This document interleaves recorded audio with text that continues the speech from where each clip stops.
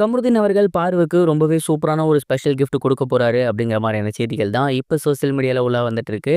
என்ன நடந்திருக்கு அப்படிங்கிற கம்ப்ளீட் டீட்டெயில தான் இந்த ஒரு வீடியோல நம்ம பார்க்க போறோம்.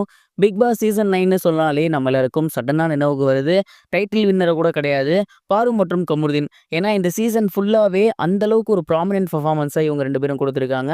அண்ட் ரொம்ப நல்லபடியா விளையாண்டுட்டு இருந்தவங்க, தேவையில்லாம ஒரு சின்ன விஷயத்துல மாட்டி ரெட் கார்டு வாங்கி வெளிய போயிருந்தாங்க. வெளிய போயிருந்தாலுமே அவங்களுக்கு ரசிகர்கள் மத்தியில மிகப்பெரிய ஒரு ஆதரவு கிடைச்சிருந்துச்சு. மறுபடியும் ஃபினாலேக்கு வர அளவுக்கு அந்த ஒரு ஆதரவு இருந்துச்சு. அண்ட் வெளிய போனவங்க சேர மாட்டாங்கன்னு நம்ம எல்லாரும் நெனச்சோம். பட் இப்ப வரைக்கும் ஜோடியா தான் சுத்திட்டு இருக்காங்க. அண்ட் அதோட ஒரு தொடர்ச்சியா கமருதீன் அவர்கள் இருக்காரு இல்லையா? அவர் வந்து பாருக்கு ரொம்பவே சூப்பரான ஸ்பெஷல் கிஃப்ட் ஒண்ணு குடுக்க போறாராமா. அதுவும் இந்த ஒரு கிஃப்ட்ட பிக் பாஸ்லேருந்து வரக்கூடிய சேலரில தான் குடுக்க போறாரு அப்படிங்கிறதும் தெரிய வந்திருக்கு. நீங்க நினைக்கலாம், என்னடா சொல்ற? பிக் பாஸ்ல தான் ரெட் கார்டு வாங்குனா சேலரி கிடையாது. அப்புறம் எப்படி இவங்களுக்கு வந்து சேலரி உண்டுன்னு சொல்ற? அப்படின்னு நீங்க கேட்கலாம். அண்ட் அதற்கு ஏற்கனவே நமக்கு விடை கிடைச்சிருந்துச்சு. பிக் பாஸ்ல ரெட் கார்டு வாங்குனா சேலரி கிடையாதுதான். அது உண்மதான். ஆனா இவங்களுக்கு பார்த்தீங்கன்னா, டோட்டலி நடந்ததெல்லாம் வேற மாரி.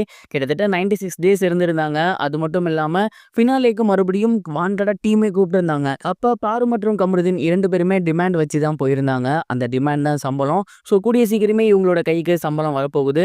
அண்ட் அப்படி வரக்கூடிய சம்பளத்துல தான் கமருதீன் அவர்கள் பாருக்கு ஸ்பெஷல் கிஃப்ட் ஒண்ணு குடுக்க போறாரு அப்படிங்கிறது தெரிய வந்திருக்கு. இந்த ஒரு விஷயத்த அவரோட நண்பர்கள்ட்ட அவரு ஷேர் பண்ணியிருக்காராமா. அண்ட் கண்டிப்பா கிஃப்ட் என்ன மாதிரி இருக்கும் அப்படிங்கிற எதிர்பார்ப்பு இப்பவே நமக்கு இருக்கு. கைக்கு போடுறது ரிங்கா இருக்கலாம். அப்படி இல்லைன்னா கழுத்துக்கு போடுறதுக்கு நெக்லஸா இருக்கலாம். அண்ட் இதெல்லாம் தாண்டி வேற ஏதாவது ஒரு கிஃப்ட்டா கூட இருக்கலாம். ஏன்னா அவங்க 2 பேரும் பிக் பாஸ் வீட்லயே நிறைய விஷயங்கள் பேசிட்டு இருந்தாங்க. ஸோ கண்டிப்பா வெளியே வந்தா மெமரபிளான ஒரு கிஃப்ட்டை தான் கமருதீன் அவர்கள் பாருக்கு கொடுக்க போறாரு அப்படிங்கிறது எந்த ஒரு சந்தேகமும் கிடையாது. அண்ட் இவங்க 2 பேரும் பிக் பாஸ் விட்டு வெளியே வந்தும் ஜோடியா இருக்கிறத பார்க்கும்போது கண்டிப்பா மேரேஜ் பண்ணிப்பாங்களோ அப்படிங்கிற கேள்வி எழுது. நீங்க என்ன நினைக்கிறீங்க? பாரு மற்றும் கமருதீன் ரிலேஷன்ஷிப்பை கண்டினியூ பண்ணி மேரேஜுக்கு போவாங்களா? மறக்காம கமெண்ட் பாக்ஸ்ல ஷேர் பண்ணுங்க. இது ஒரு புறம் இருக்க, இயக்குனர் ஆதிக் ரவிச்சந்திரன் அவர்கள் அவரோட அடுத்த படத்தோட அப்டேட், அதாவது AK64 படத்தோட அப்டேட்டை சமீபத்தில் இன்னைக்கு காலைல ஷேர் பண்ணியிருக்காரு. குறிப்பா அவர் என்ன சொல்லியிருந்தாரு அப்படின்னா, மங்காத்தா படத்தோட ரீரிலீஸ் வந்திருக்குது. எனக்கு ரொம்ப ரொம்ப ஹாப்பினஸா இருக்கு. அண்ட் அஜித் சாரை வச்சு நான் ஒரு படம் பண்ணியிருக்கேன் அப்படின்னு நினைக்கும் போதும் ரொம்ப பெருமையா இருக்கு. கண்டிப்பா குட் பேட் அக்லி படம் ரசிகர்களுக்கான படம். அதுல எந்த மாற்று கருத்தும் கிடையாது. ஆனா அடுத்த படம் அந்த மாதிரி படம் கிடையாது. அது ஒட்டுமொத்த ஆடியன்ஸுக்குமான படமா தான் இருக்கும். அண்ட் அஜித் சாரும் அதுதான் விருப்பப்பட்டிருந்தாரு.